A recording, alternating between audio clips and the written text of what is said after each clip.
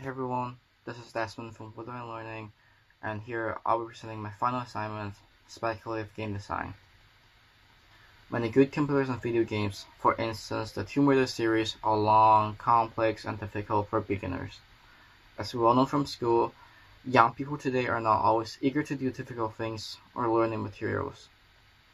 So for people interested in learning, this raises an interesting question. How do good games manage to get people to learn and enjoy learning? There are many good principles of learning built into video games and should be applied to school learning. In the following presentation, I will discuss the educational potential of Ori and the Blind Forest for middle schoolers who love video games to improve their flexibilities.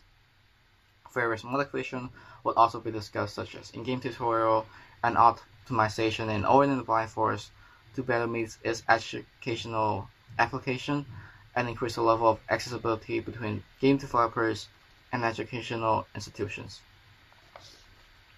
The first key element in Ori and the Blind Forest that makes it a great pedagogic tool in education is its well-ordered problem. As key state, the problem they face early on are crucial and should be well designed to lead them to hypotheses that work well, not just on this problem, but as aspect of the solution of later harder problem as well. Problems in Ori and the Blind Forest are well ordered. The game prepares the players to get better and better at the game and to face more difficult challenges later in the game. In particular, early problems are designed to lead players to form good guesses about how to proceed when they face harder problems later in the game. An important educational implication of well-ordered problem is flexibilities. Ori is a guardian spirit adjusting to live without his communities and navigating a forest that is no longer hospitable. And player will share this learning curve. As player, we have to constantly adapting and adjusting to changing conditions and expectations based on previous experience. In particular, exploration is non-linear in Ori and the Blind Forest. Places that seem accessible will not always be, and places that are accessible will not necessarily be easy to travel through. There is not a straightforward way to approach to each level. In fact, there will be times when players need to think differently to a problem before they reattempt passage or look back at their earlier experience to see what they have been missing. Flexibility is what allows us to move past feeling of frustration and to persevere when the going gets tough. I believe Ori and the Blind Forest can develop and increase middle schoolers' flexibility by offering players problems that send them to a fruitful path for what they will face later in the game, which can make a significant difference when it comes to success, not just in video games, but also in life in general. Game environments that prevent us. Games are environments that present us with many interesting and unique opportunities for communications, problem solving, and to learn more about yourself.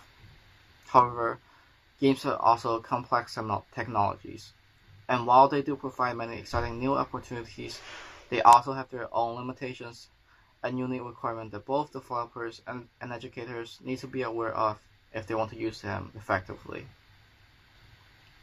Understanding the properties of an educational setting is essential if we intend to use a game inside of it. One of the problems we need to face if we wish to increase the level and representations in Ori and the Blind Forest is in order to better meet the learning applications I've described above is accessibilities. Schools are intricate organizations and an educational games needs to be accommodates for their infrastructure to work well. As Markland mentioned in his article, the average classroom environment might not have a reliable setup of high-performance computers or laptop, and teachers' time to plan lessons might be very limited, especially if the classroom environment does not have a proper infrastructure required to make use of the new technologies. For this reason, to better meet the traditional educational setting, it is important for the game developers of Ori and the Blind Forest to optimize the game for better performance on lower-end PCs. The teacher's experience and expertise are particularly crucial if we want to bring Ori and the Blind Forest to the educational settings. The teachers need to understand the game in order to understand what students are doing within it and be able to translate game progress to curriculum progress and learning goals. The teacher also needs to be skilled setting up gameplay section in a limited amount of preparation time and know how to contextualize the game content and the subject matter being taught.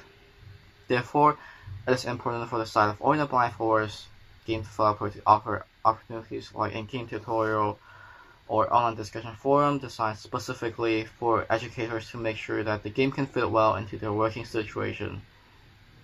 In particular, an engaging, motivating, and familiar learning communities between educators and the game developers is encouraged. As Gross suggests in his article, participating in a community transforms students' experience from focusing on their game to studying games to understanding the underlying game's model.